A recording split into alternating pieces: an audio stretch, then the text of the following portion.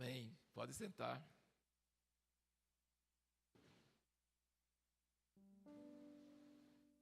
Realmente é um prazer conhecer vocês. A gente conheceu o Ezequiel e a Adriana esse ano todo passado, o CPP lá em Montemor. E aí conhecemos o pastor Adalto, rapidamente, uma conversa. E sentimos desejo de visitar, de conhecer, marcamos. E depois surgiram alguns problemas meio graves de saúde, pensamos em cancelar, mas Deus permitiu que não fosse necessário cancelar e aqui estamos, amém? Nunca estivemos por esses lados, na verdade nunca tinha estado nem em Florianópolis, ficamos 2 dias lá e depois temos peregrinado por essa região aqui, pelas cidades aqui, Gravatal, Armazém, Tubarão, Braço do Norte e São Ludgero. Então é um prazer estar com vocês. Vamos, não sei quantos conhecem nosso canal no YouTube, Caminhando pela Bíblia. Talvez seja uma das coisas mais importantes que Deus permitiu que a gente fizesse, é de encorajar as pessoas a ler a Bíblia toda, sempre, a não passar um dia sem ler a Bíblia. 15 minutos por dia você lê a Bíblia. Temos um plano que você começa 1º de janeiro, termina 31 de dezembro. Se você pula um dia, falta um dia, você pode repor no outro dia. Mas essa leitura constante da Bíblia toda, sempre, é algo que fundamenta a sua vida para não depender de pessoas, nem de igrejas, nem de outros intermediários. Você, se sumir tudo e tiver só isso, você está firme na rocha, porque você está com as raízes profundas perto das águas que nunca acabam. Eu não sei quantas vezes tenho lido a Bíblia e não me importo em contar, mas meu pai criou a gente com essa prática, com esse hábito. Leia a Bíblia toda, sempre.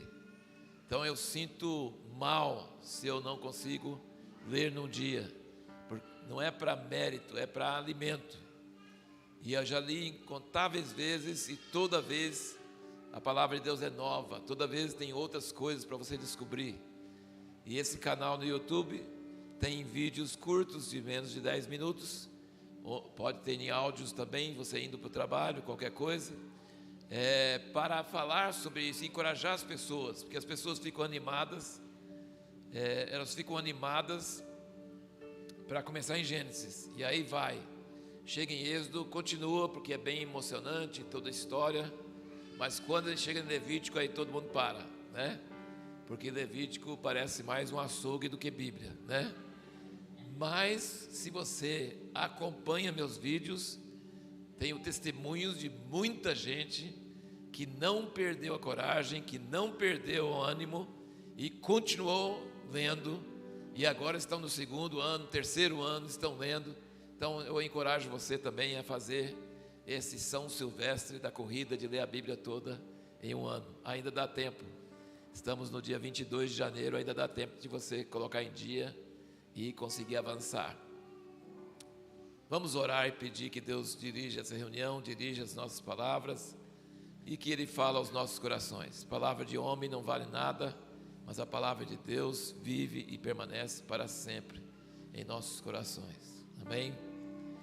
Senhor Jesus, nós agradecemos pelo privilégio de podermos estar aqui e nos colocamos aos Teus pés. Perto quero estar, junto aos teus pés. Pois prazer maior não há do que adorar a Ti, servir a Ti e estar perto de Ti.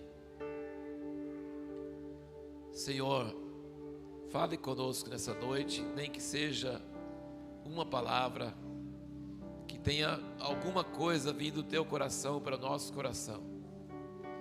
Que o Senhor possa encorajar pessoas aqui nessa noite, que o Senhor possa animar pessoas que estão desanimadas, que o Senhor possa vivificar pessoas que estão sentindo frias, desligadas, que o Senhor possa, Deus, nos vivificar com a luz do Teu rosto, com a Tua presença. Nós te agradecemos em nome de Jesus. Amém. Eu queria que você virasse comigo para Êxodo. É uma das passagens mais maravilhosas da Bíblia, Êxodo 34.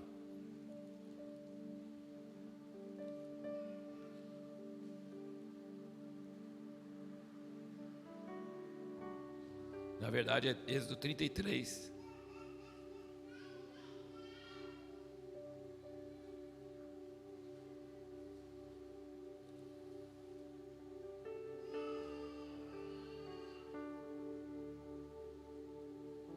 Versículo 12.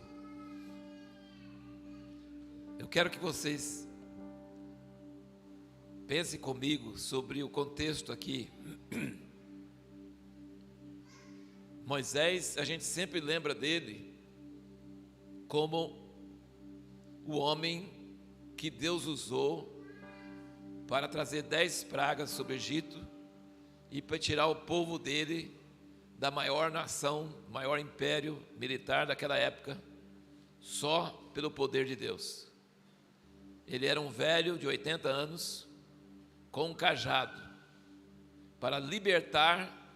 Seria mais ou menos como alguém hoje, velho, sozinho, um velho andando com cajado, para ir contra a Rússia, contra os Estados Unidos, com poder atômico, tudo isso, e livrar um povo da escravidão. E ele mesmo não acreditava, ele mesmo achava que não dava certo. E Deus tirou o povo dele do Egito com grande poder. E no fim, passou pelo Mar Vermelho e afogou todo aquele exército. Não foi a força de Moisés, mas foi o poder de Deus. Os encantadores mágicos do Egito conseguiam fazer alguns milagres, algumas pestes, mas eles não conseguiam tirar nada. O faraó não podia pedir os mágicos dele para tirar qualquer peste. Ele sempre falava para Moisés: Moisés, ora, tira a peste. O homem consegue trazer o mal, mas curar e trazer o bem só Deus mesmo.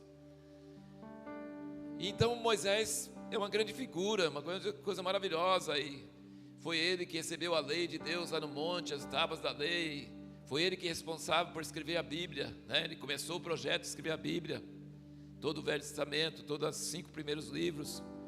Então a gente sempre lembra isso de Moisés. Mas eu queria que você entendesse que tem uma coisa em Moisés que é mais importante do que tudo isso. É isso que eu queria falar com vocês hoje à noite. Porque tudo isso a gente sabe, e tudo isso é muito importante.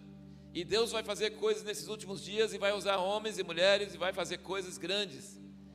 Mas isso não é tão importante quanto o que eu vou falar com vocês nessa noite, que é uma coisa mais importante. E isso serve para todos nós, desde o menor até o maior. Deus, dono do universo, criador dos céus e da terra, tem milhões de anjos, incontáveis. Tem poder para fazer assim, acabar com tudo. Tem poder para fazer assim, criar tudo de novo. Ele é o cara. Não tem ninguém igual a ele. Mas Ele quer você. Ele quer ser o seu Deus. Não dá para compreender um negócio desse. Não dá. O que Ele quer comigo? Eu não sou nada. mas Ele quer cada um de nós. Eu quero que você entenda isso. Ele não é um Deus distante, um Deus que está lá no trono medindo sua vida para ver se você está certo, se está errado. Deixa passar. Não, Ele é um Pai, Ele é um presente, Ele é um Deus que quer ser chamado seu Deus. Ele está olhando para você e querendo que você olhe para Ele do mesmo jeito que Ele olha para você. E olha aqui então, vamos ler essa passagem nesse contexto. Êxodo 33, versículo 12. Veja o versículo 11, diz que falava o Senhor a Moisés face a face, como qualquer fala com seu amigo. Depois tornava Moisés ao arraial, mas o seu servidor, o jovem Josué, filho de Nun, não se apartava da tenda. E Moisés disse ao Senhor: eis que tu me dizes, faz subir esse povo, porém não me fazes saber quem has de enviar comigo. Disseste também, conheço-te por teu nome, e achaste graça aos meus olhos. Se eu, pois, tenho achado graça aos teus olhos, rogo-te que agora me mostres os seus caminhos, para que eu te conheça. Acabou de falar que ninguém mais na face da terra conversava com Deus igual ele. Ele conversava como qualquer um fala com seu amigo. Fala ainda que era face a face. Depois você vai entender que não era bem face a face. Mas não era por celular, não era por ligação, não era para orar hoje, amanhã ter uma visão, de noite sonhar. Não era não. Ele falava e Deus respondia. Ele falava e Deus respondia. Mas ele não via a cara de Deus, você vai ver para frente. Mas ele falava cara a cara, como qualquer um fala com seu amigo. Então ele tinha um conhecimento de Deus que nós não temos. Ele tinha uma amizade com Deus que nós não temos, que ninguém na face da terra teve, até Jesus. E no entanto, olha o que ele pede. Deus fala para ele: você achou graça aos meus olhos, quer dizer, eu gosto de você, gostei de você, e conheço você por nome. Você não é qualquer um. Conheço você por nome e você achou graça aos meus olhos. E aí Moisés responde a Deus: que bom, que legal, eu conheço o Senhor melhor que todo mundo. Não, ele não falou isso não. Ele falou: Deus, se eu achei graça aos teus olhos, se você me conhece por nome, o que eu quero? Eu quero alguma coisa. Eu quero ter poder. Não. Eu quero isso, não. Eu quero te conhecer.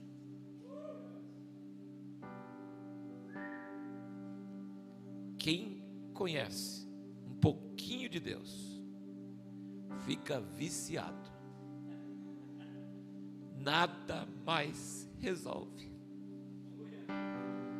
Nada mais tem graça.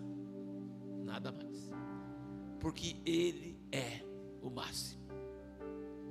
Ele é tudo que o homem precisa, tudo que o homem quer, tudo que o homem sonhou. Não tem nada igual conhecer a Deus. Não tem. Então ele não pede coisas, ele não pede bênção, ele não pede saúde, ele não pede riquezas, ele não pede sucesso, ele não pede ficar livre de problemas. Não. O que ele fala? Se você me conhece por nome, e se eu achei graça aos teus olhos, deixa eu te conhecer mais. O que eu conheço é pouco. Eu quero mais. Eu quero mais. Me mostre teus caminhos, para que eu te conheça, a fim de que ache graça aos teus olhos. Mas ele já tinha graça aos seus olhos. Mas se ele conhecer mais, ele vai achar mais graça aos olhos de Deus. Ele vai ser mais íntimo. Se eu achei graça aos teus olhos, me ajuda a te conhecer para achar graça aos teus olhos. Quer dizer, eu quero mais. O que eu tenho, nossa, só deu para aumentar a minha sede. Não dá.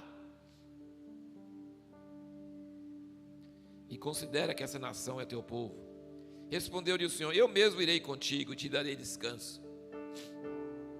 Então Moisés lhe disse: se tu não mesmo não fores conosco, não nos faças subir daqui. Como, pois, se saberá agora que tenho achado graça aos teus olhos, eu e o teu povo? Acaso não é por andares tu conosco, de modo a sermos separados, eu e o teu povo, de todos os povos que há sobre a face da terra? Ao que disse o Senhor a Moisés: farei também isso que tens dito, porquanto achaste graça aos meus olhos e te conheço pelo teu nome. Agora vê o máximo que dá para alguém chegar, o máximo. Ele tinha falado: Senhor, manda aí com o povo, mas não fala quem vai me enviar comigo. Vai mandar um anjo comigo. E eu quero te conhecer, e eu quero conhecer seus caminhos. E Deus fala: não, tudo bem, você achou graça aos meus olhos, pode pedir que eu faço. Não vou mandar anjo não, eu mesmo vou com você. Aí Moisés fala assim: se tu não for conosco, a gente fica por aqui mesmo. E o que é bom, o que é interessante é a tua presença conosco. Fora isso não tem nada que interessa. Mas ele não para aí, ele continua, ele diz, versículo 18, olha aí. Moisés disse ainda: rogo-te que me mostres a tua glória. Rogo-te que me mostres a tua glória. Sabe, muitas pessoas se contentam com quase nada de Deus. É só Deus abençoar minha família, me dar os bens e não deixar adoecer, e não deixar brigar, e não deixar desventura, catástrofe acontecer, e tá bom. Não, Moisés foi no limite do que alguém pode ir. Olha o que ele diz: rogo-te que me mostre a tua glória. Respondeu-lhe o Senhor, olha o que o Senhor fala para ele: eu farei passar toda a minha bondade diante de ti, e te proclamarei o meu nome Jeová, e terei misericórdia de quem eu tiver misericórdia, e me compadecerei de quem me compadecer. E disse mais: não poderás ver a minha face. Mas falou antes que via, conversava com Deus como qualquer amigo que faz a face a face. É diferente. É melhor do que sonho, melhor do que visão. É direto, mas não via a face. E ele falou assim: eu quero ver a tua glória. Mas o que é a glória? É a face de Deus. É olhar nos olhos de Deus. E Deus falou assim: Moisés, eu vou passar toda a minha glória diante de você, mas você não pode ver minha face. Por que não pode ver minha face? Porquanto homem nenhum pode ver minha face e viver. Gente, relâmpago a gente não aguenta, certo? Relâmpago, se pegar um relâmpago em um de nós, vira cerinha no asfalto, não é verdade? Ossos, tudo some, tudo vaporiza. Um relâmpago, mas o relâmpago é nada em comparação com Deus. Eclipse, alguém já viu um eclipse do sol? Quando tem eclipse do sol, eles falam: não olhe diretamente, se você olhar fica cego. Usa aqueles filminhos escuros, aqueles negativos, para proteger seus olhos. O sol é uma estrela menor, tem estrelas muito maiores e muito mais luminosas que o sol. Deus é muito mais, é muito mais. Então Deus disse: Moisés, sinto muito, você quer ver minha face, minha glória? Você teria que ser igual a Enoque, ir embora. Você teria que ir embora, ter um corpo glorificado, aí sim. Mas você tem que ficar aí, porque você tem que levar esse povo. Você tem muita coisa para fazer na vida. Você não vai poder ver minha face. Homem nenhum pode ver minha face e continuar vivo. Mas, e aí ele chegou no limite do que pode acontecer. Versículo 21. Disse mais o Senhor: eis aqui um lugar junto a mim, aqui sobre a penha te porás.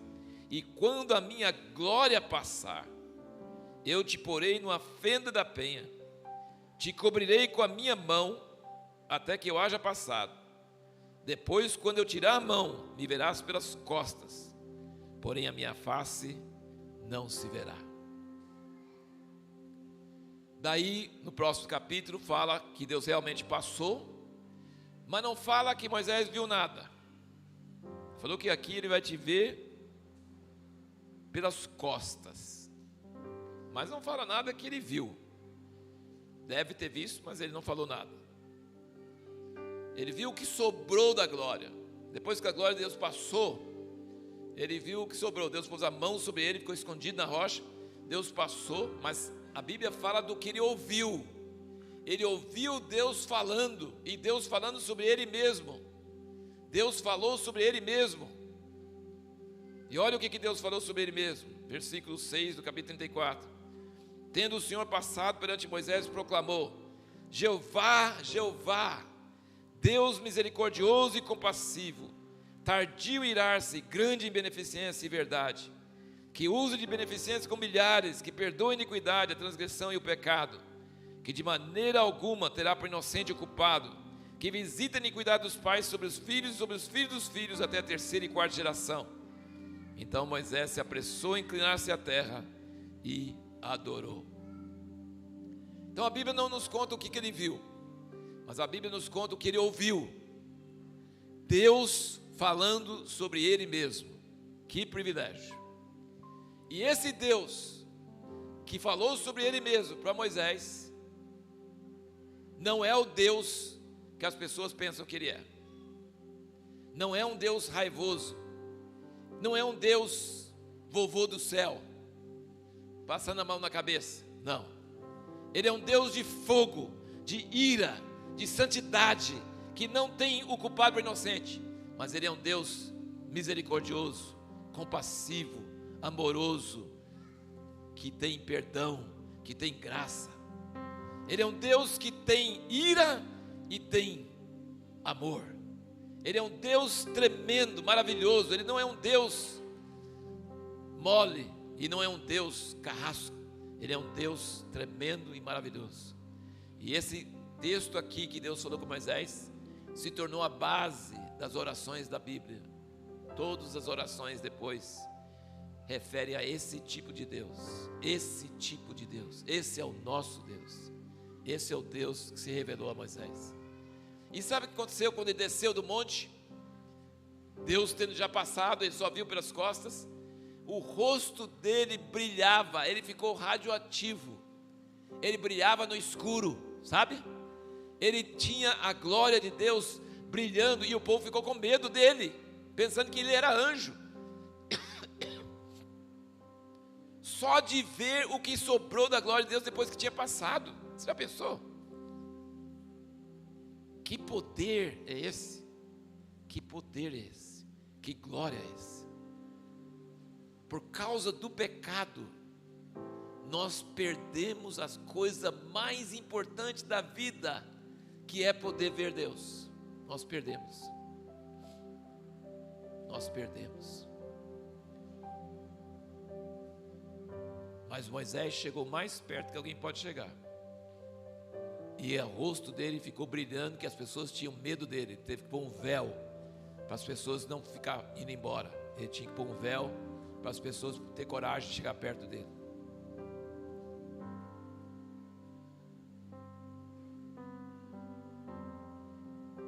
Mas depois, vamos lá para o meio da Bíblia. Vamos lá para o meio da Bíblia. O Evangelho de João.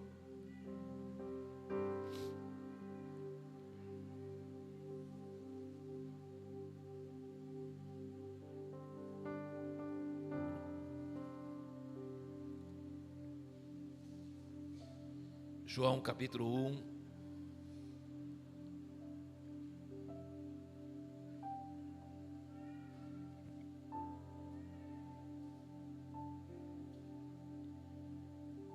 No princípio era o Verbo, e o Verbo estava com Deus, e o Verbo era Deus.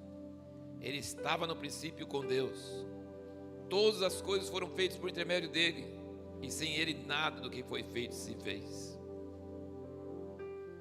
E depois, esse Verbo que estava com Deus e era Deus, versículo 14 diz: e o Verbo se fez carne e habitou entre nós, cheio de graça e de verdade, e vimos a sua glória, como a glória do unigênito do Pai.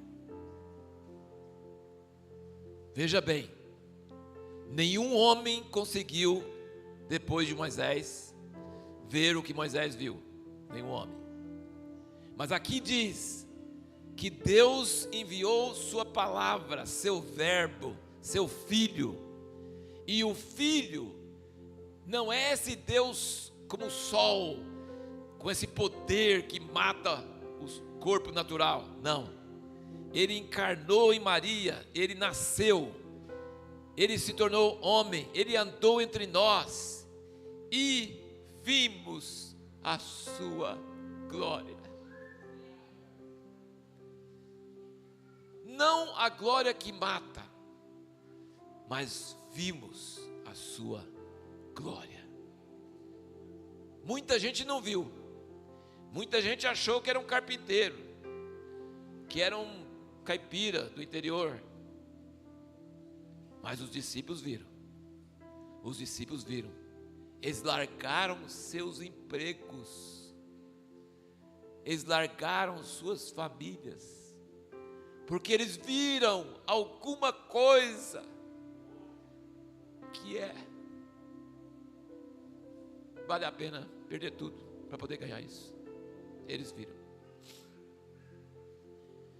E Jesus falava coisa difícil. Ele falava que tinha que comer a carne dele, beber o sangue dele. Isso é um negócio muito intragável, não é, de ouvir. Comer a carne dele, beber o sangue dele. Muitos discípulos de Jesus foram embora, ficaram escandalizados. Esse cara pirou, esse cara está doido. Comer a carne dele, beber o sangue dele, isso é canibalismo, isso não dá certo. Aí Jesus não preocupou em explicar nada. Não preocupou em explicar. Peraí, eu estou querendo dizer que depois vai ter a ceia, e aí vocês vão comer assim, ou então você tem que entender no espírito que isso é comer a palavra e tal, eu sou a palavra. Não, ele não explicou nada, ele só falou que tem que comer a carne e beber o sangue, só isso. Aí ele falou para os 12, vocês querem ir embora também? Está todo mundo indo embora, minha igreja está esvaziando, está todo mundo indo embora, vocês querem ir embora também? O que eles falaram? Para quem iremos nós? Só tu tens as palavras da vida eterna. Eles eram carnais, igual nós, querendo cada um ser maior que o outro, não entendendo nada que ele falava, mandando as crianças embora, Jesus queria abençoar. Eles eram muito carnais e não entendiam nada, e Jesus explicava as coisas e ele danava com eles, eles não tinham fé, catava o pão que ele multiplicava, enchia o cesto e depois tinha dúvida que Jesus podia multiplicar o pão para eles comerem na noite. Sabe, é gente igual nós. Mas eles viram a sua glória. E por mesmo não entendendo, eles falaram assim, a gente não abre mão não, a gente vai continuar com o Senhor. A gente pode não entender, mas a gente não abre mão. Só tu tens as palavras da vida eterna. E olha depois em 1 João, né, bem mais no fim da Bíblia, em 1 João, os primeiros versículos, diz assim, o que era desde o princípio, o que ouvimos, o que vimos com os nossos olhos, o que contemplamos e as nossas mãos apalparam a respeito do verbo da vida, pois a vida foi manifestada, e nós a temos visto, e dela testificamos, e vos anunciamos a vida eterna, que estava com o Pai, e a nós foi manifestada. Sim, o que vimos e ouvimos, isso vos anunciamos, para que vós também tenhais comunhão conosco, e a nossa comunhão é com o Pai, e com seu Filho, Jesus Cristo. João está escrevendo muitos anos depois, Jesus já tinha subido aos céus. Ele está dizendo, nós vimos, nós apalpamos, nós ouvimos, e nós falamos, e o que nós falamos pode fazer com que vocês também vejam, e vocês também sejam pegos por essa santa obsessão. E aí, virando para o Apocalipse, capítulo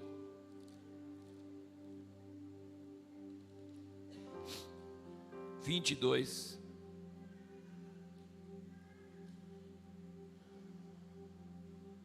versículo 1 diz, e mostrou-me o rio da água da vida, claro como cristal, que procedia do trono de Deus e do Cordeiro. No meio da sua praça, de ambos os lados do rio, estava a árvore da vida, que produz 12 frutos, dando seu fruto de mês em mês. E as folhas da árvore são para a cura das nações. Ali não haverá jamais maldição. Nela estará o trono de Deus e do Cordeiro, os seus servos o servirão. Verão a sua face. Verão a sua face. E nas suas frontes estará o seu nome.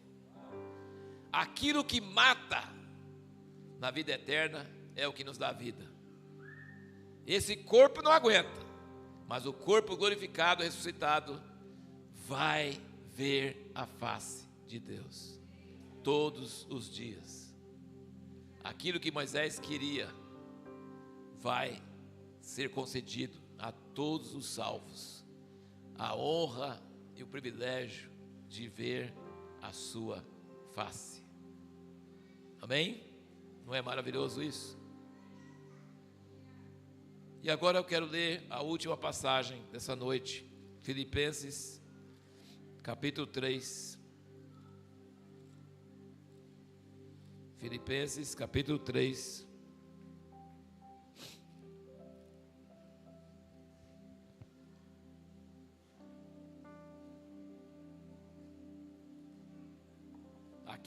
Aqui é Paulo falando, ele está na cadeia injustamente.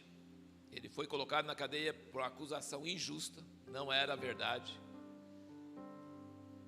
Eles falaram que ele tinha ensinado os judeus que o judeu tinha que deixar de ser judeu, e ele nunca tinha falado isso. Ele tinha falado que o gentio não precisava se tornar judeu. Ele nunca falou que judeu devia deixar de ser judeu. Ele mesmo continuava sendo judeu, e ele ensinava aos gentios que eles não precisavam se tornar judeus, podiam crer em Cristo e era o suficiente. Não precisava guardar o sábado, não precisava deixar de comer carne de porco, não precisava de se tornar um judeu, né? Mas ele nunca falou para os judeus que eles deveriam deixar de ser, porque se o judeu deixasse de ser naquela época, não ia existir judeu hoje. E tem que existir judeu hoje, a nação de Israel hoje, para Jesus voltar para cumprir as Escrituras. Então Paulo seria errado diante de Deus, mas eles acusaram ele disso e ele foi preso e não foi solto, e tinha muita política no meio, muita coisa assim.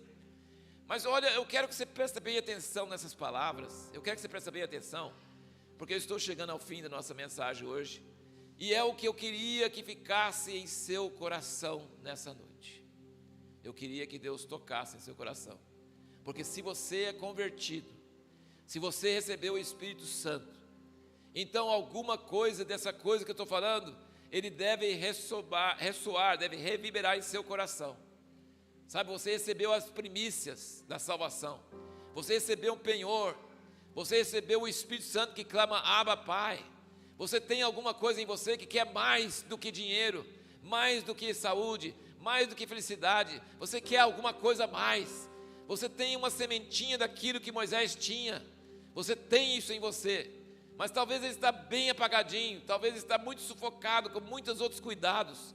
Você precisa entender, você precisa pegar essa plantinha que tem em você, e você precisa aguar ele, arrancar o mato, e você precisa cultivar, para que essa semente plantada por Deus em você, que é o início da vida eterna, que ele não morra, que ele não murcha, que ele não seja sufocado, mas que essa semente que você tem em você, seja próspera, cresça, que torna você uma pessoa obcecada por Deus, uma pessoa que não está preocupado com outras coisas, mas somente com uma coisa só.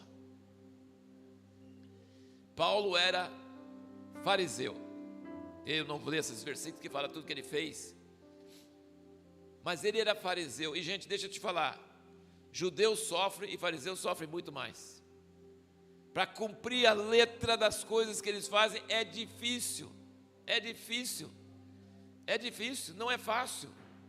Eles creem que não pode ter leite com carne, então estrogonofe já era, não pode ter estrogonofe. Não está na Bíblia fala que não pode cozinhar o cordeiro no leite da mãe dele. Imagina se, entendeu? Não, mas eles têm uma lei, A cozinha é separada. Já tivemos lá em Israel e tivemos aqui em lugar de judeu. Não pode tocar colher, sabe, garfo, faca, prato. Tem que ter dois fogões, um para leite, outro para carne. Não pode misturar. Olha que sofrimento. Para guardar o sábado lá em Israel, a nação toda, 3 horas da tarde, sexta-feira, tudo fecha. Se você está no mercado, está no lugar, toma cuidado, porque vai fechar. Todo mundo está indo para casa, para a partir das 5, 5:30, guardar o sábado. Não vai ter trânsito, não pode apertar o botão do elevador, porque é faísca, é elétrico. Não pode acender fogo, então não pode tocar nada que faz faísca. Nos hotéis, os elevadores para os judeus, eles abrem em todos os andares. Se você está no 26º andar, você vai ter que parar em 26 andares antes de chegar no seu, porque ele vai abrir em todas, para ninguém precisar de apertar botão nenhum. Entendeu? Eu falo assim, para ser um judeu observante, praticante do jeito que Paulo era, você sofre, você pena, você sua, você paga o preço. E aí você julga os outros, assim, como que o outro vai entrar de graça se eu faço tudo isso? Se eu faço tudo isso para Deus gostar de mim, então, sabe? Como que o outro não faz nada e entra aí tranquilo, como que ele vai entrar? Sendo que eu sofri tudo isso desde criança. E olha o que Paulo fala aqui, irmãos. Eu quero que você pense comigo. Tem gente que se acha, sabe, justo. Em nossas famílias, tem pessoas que falam assim, eu posso ser bom, mas melhor que quase todo mundo que eu conheço eu sou. Não é verdade? Tem aquelas mães de família que sacrificam tudo pelos filhos, que dá tudo para os filhos. Realmente são sofredoras, realmente são assim, idealistas, abnegadas. Mas tem esse negócio, né? Tem esse negócio. Sabe, tem esse negócio de que eu faço, esses outros sem vergonha não, mas eu sou bom, sabe? Tem todo esse negócio dentro de nós, não em menor escala, mas tem, sabe? Tem em nós. E sabe o que Paulo fala? Presta atenção, gente, eu queria que você entendesse isso. Que Deus nos ajudasse nessa noite a nos livrar da nossa justiça própria, do nosso mérito, do nosso currículo, sabe? De nós nos acharmos alguma coisa. Olha o que ele fala aqui, ó. Versículo 7, Filipenses 3:7, ele diz: o que para mim era lucro, passei a considerá-lo como perda, por amor de Cristo. Todo o meu currículo, tudo o que eu fiz, eu posso falar com vocês, irmãos, eu tenho 66 anos, eu já fiz muita coisa, já sofri muita coisa, já passei muito perrengue, mas não é nada, é perda em comparação com Cristo. Você quer saber isso? Essas coisas você não faz para ganhar mérito, essas coisas você não faz para poder se orgulhar, para poder ficar falando, não. Se você viu Cristo, tudo é perda. Não considero nada. Sim, na verdade, tenho também como perda todas as coisas. É a segunda vez que ele fala perda. Quem acha que servir a Deus e procurar o que Deus quer para você só vai ter lucro? Não é a Bíblia, é perda. Não é ganho não, é perda. Tem que perder. Não adianta esse negócio assim, vem para Jesus que você vai ganhar tudo. Não vai ganhar nada, vai perder. Mas não vai perder triste, vai perder alegre. Vai perder porque quer, não é porque alguém tira, não é porque você está triste, magoado, não. Tudo que era lucro, considerei como perda. Na verdade, considera como perda todas as coisas. Por causa de quê? Pela excelência do conhecimento de Cristo. Agora já não está falando só de perda, está falando que se eu perco isso, mas eu perco para ganhar a excelência de Cristo. Não é perder por perder, Não é perder, vender todos os bens, dar para os pobres, dar o corpo ser queimado e não tem amor, não resolve nada. Não é não.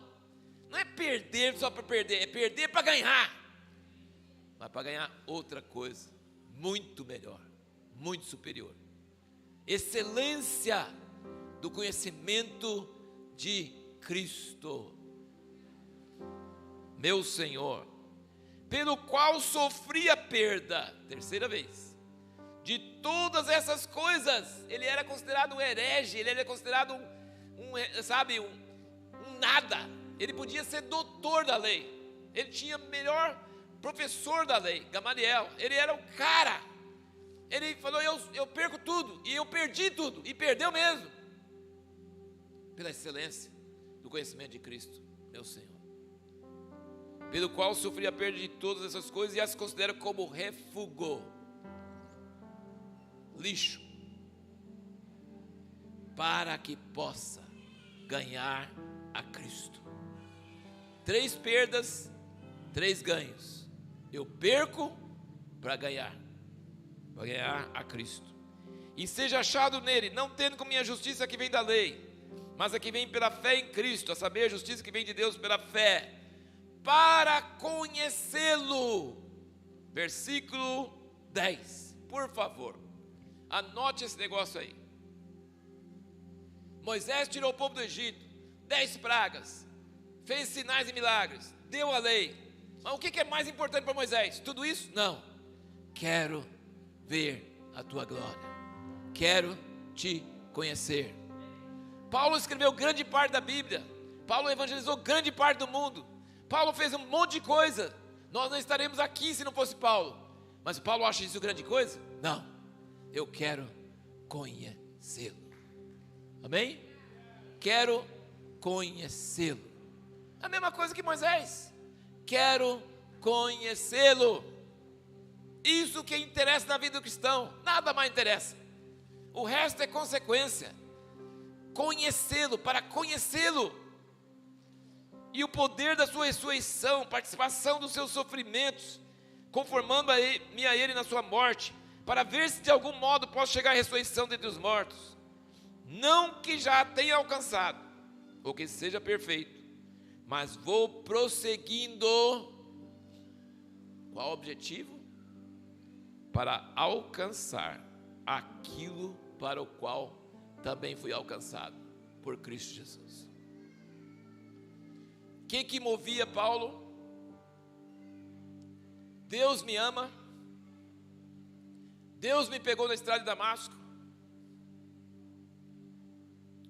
Ele é tremendo, Ele é maravilhoso, Ele me conhece, mas eu não conheço Ele igual Ele me conhece. Ele me fisgou, eu quero fisgar Ele. Ele me conhece, eu quero conhecer Ele. Vocês estão entendendo, meus irmãos? Se Deus fisgou você, a minha pergunta: você está correndo atrás dele? Você está procurando ele? Você está querendo alcançar aquele que te alcançou? Ele nos alcançou, mas agora ele quer que a gente alcance ele.